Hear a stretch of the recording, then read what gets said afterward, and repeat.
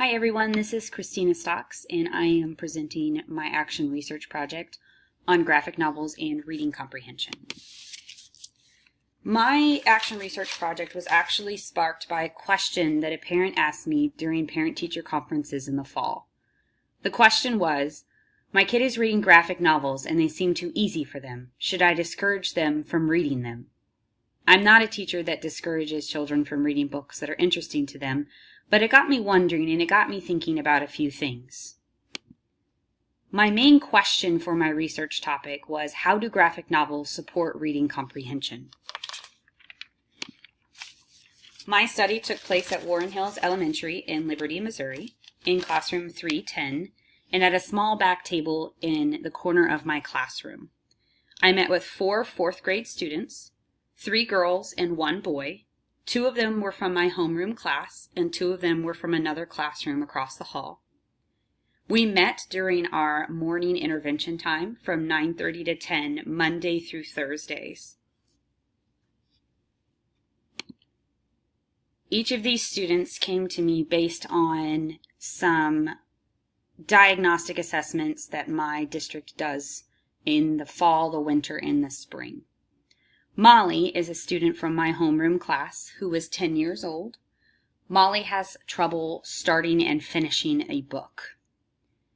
Wilson is a 10-year-old boy from a classroom across the hall.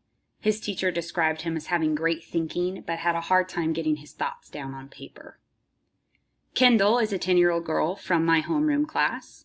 She sometimes seems to internalize things that we've talked about, and other times she acts like she doesn't understand previously learned concepts.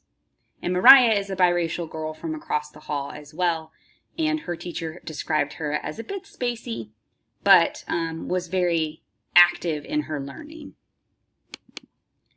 As I mentioned previously, these students were chosen based on their iReady Winter Diagnostic Assessment. I wanted to pick students who were at least 1 grade level below where their reading should be. Each student had an overall placement of grade 3, but what I find most interesting was their placement with comprehension of literature. You will notice that each student is showing that they are below grade level in comprehension of literature. Kendall is presenting at early 4th grade, but by this time, she should have been presenting at mid 4th grade. Mariah shows that she is comprehending literature at a 2nd grade level.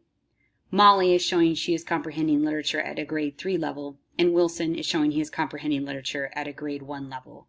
And each of these students are 4th graders. I chose literacy strategies based on the research that I had conducted, as well as what I saw from their iReady diagnostic reports were things that they were struggling with. I first began with text structure. The students had previously learned text structure of poetry, prose, and drama, and it had previously worked that they had some solid understanding of different types of text. They would be unsuccessful with the learning that took place with our group because they did not have any formal instruction on the graphic novel text structure. We also spent some time talking about characters and analyzing what we know about them. The students had previously learned how to identify character traits and find supporting evidence. They were able to previously have some understanding of character traits, but they were unsuccessful with identifying the difference between an emotion like annoyed versus a trait, as in creative.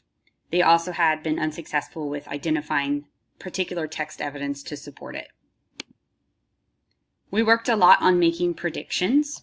They had previously learned how to make predictions and confirm them later. They had previously done well on making predictions, but were unsuccessful with knowing the difference between a prediction and an inference, and then going back and revisiting predictions they had made. Inferring was another skill that we had talked about. Students had previously learned how to make an inference and provide text evidence as support. They were able to make an inference, but had been previously unsuccessful with using schema to support their evidence and identifying appropriate evidence within the text. And the last literacy strategy that my group talked about was summarizing. They had previously learned the somebody wanted but so then strategy to summarize. That had worked somewhat with identifying the main characters and important events, but the students had been unsuccessful with determining important information. As I mentioned, a lot of what I chose to teach my students was based off of research that I had conducted. What I found was that students and readers really had a misconception of what a graphic novel was. Graphic novels are different than a traditional novel, a heavily illustrated novel, and a comic book. Graphic novels are a combination of pictures and text, and neither element is more important than the other. Rather, students or readers need to use both in order to understand what's going on in a story. A comic book is much different than a graphic novel because a comic book is episodic in nature and it doesn't follow the same structures as a traditional novel. A graphic novel, however, does follow those same traditional novel structures, but it also has images to support the learning. Another misconception is that graphic novels were simple. That was kind of the springboard question that one of my parents had asked me. Graphic novels are actually very complex texts, and it's been hypothesized that students use more complex cognitive skills with graphic novels than they do of any other form of literature, because there's a narrative taking place within the words as well as the pictures. It's also been shown that students understand graphic novels because they internalize literacy elements like characters and dialogue, and they also have to pay attention to visual elements like the panel layout and the styling of the letters. Brenna's study was something that I focused on in the very beginning with text structure because this study talked about the difference between master keys to comprehension and keys specific for graphic novels. Master keys are those things that students use to unlock comprehension of a story, like connections or summarizing. And specific keys for graphic novels would be things like identifying time changes and interpreting letter style, format, and color. Illustrations was also a huge thing within the research that I conducted. There's been pointed out that as readers develop, that the illustrations in a book slowly dwindle away, and that illustrations can be used to show students what's going on in the story, and those are taken away as students get older. So students who are struggling readers may have trouble with a traditional style of text because that scaffold of the illustrations has been taken away. Going into my research, I also found that graphic novels can be used pretty much at any grade level. I found research that they were being used in as little as first graders to understand elements of sound effects and speech bubbles, and they were able to sequence a story using beginning, middle, and an end based on what they used graphic novels with in the classroom. Second graders in my Brown study were able to understand characters' emotions and understanding how that enhances the story. Students in fourth grade were able to use clues within the images and the text to understand some pretty complex literature elements like flashbacks and onomatopoeias and idioms. And they were able to discuss really deep conversations and really deep themes like diversity and bullying just within the graphic novel format. And then middle schools and beyond can use these as nonfiction and historical fiction graphic novels to help clear up misconceptions about social issues. There are graphic novels on the Holocaust. There are graphic novels on Little Rock Nine. There are graphic novels on pretty much anything you want to think about now, and they can be used to help students understand those difficult concepts. Additionally, graphic novels were great just to be used for intervention. One study I found used graphic novels for fifth grade students, and they found that they were scoring higher on midpoint and post assessments using graphic novels versus heavily illustrated or traditional novels, and that the students' responses were actually more creative and in-depth. And they can be used for middle school and beyond because it helps clear up those hard to understand concepts. And finally, they're able to be used with diverse learners. I found a lot of support on using ELL students, which is very dear to my heart because my classroom has quite a few ELL students. And again, the images presented in a graphic novel provide that additional support for students that need that. And also, the students who are deaf or hearing impaired can use graphic novels because lots of the facial features and things that the illustrators include can help convey what's going on in the story. My study timeline took place over about 4 weeks. I got started a week late because of waiting on some permission forms to come back. And we kind of missed a few lessons here or there because of prepping for map testing. But I wanted to begin with text structure and then went on to using text and picture clues, making inferences and predictions, and then summarizing. And I collected data from several different resources. As I was going along, I ended up having some emerging questions. My first one was, how do graphic novels impact reading comprehension, was the start of my study. And then I gathered more information and started to think about, well, what comprehension skills are best taught with graphic novels? And how do graphic novels engage readers who otherwise dislike reading? And what impact does social learning with graphic novels have on reading engagement? I collected data in a lot of different ways. We created a KWL chart together.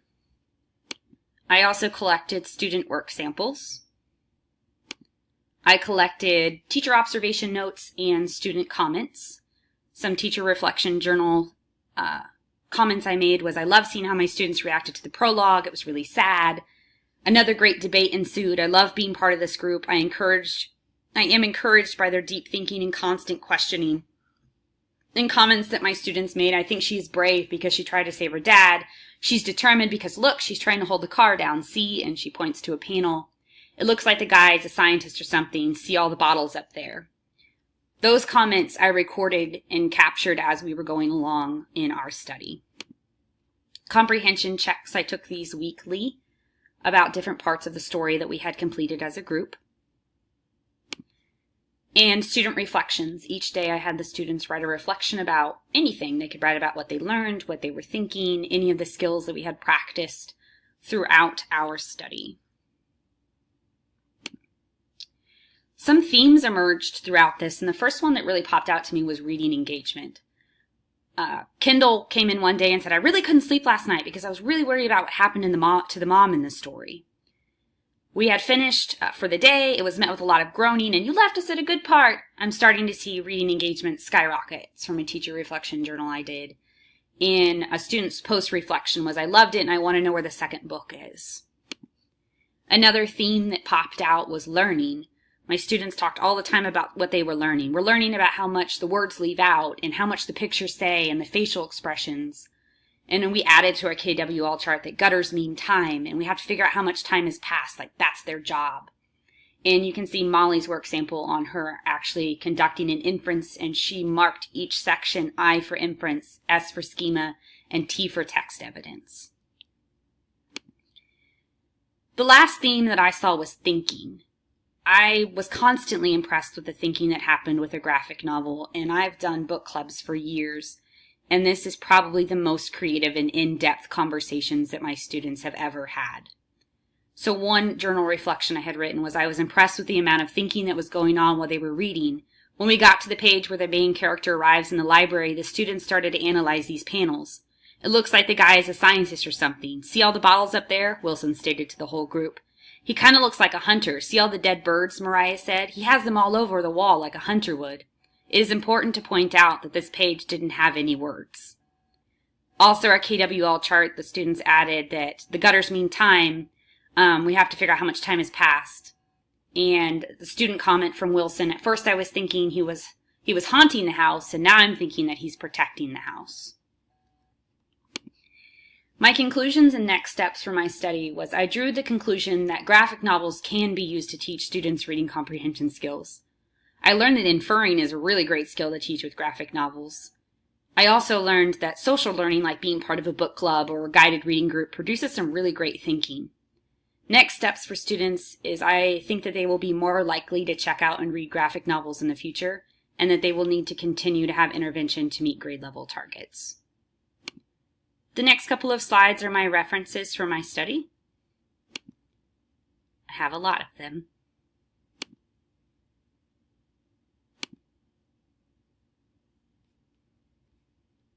So thank you very much for listening to my presentation, and I hope that you learned something too.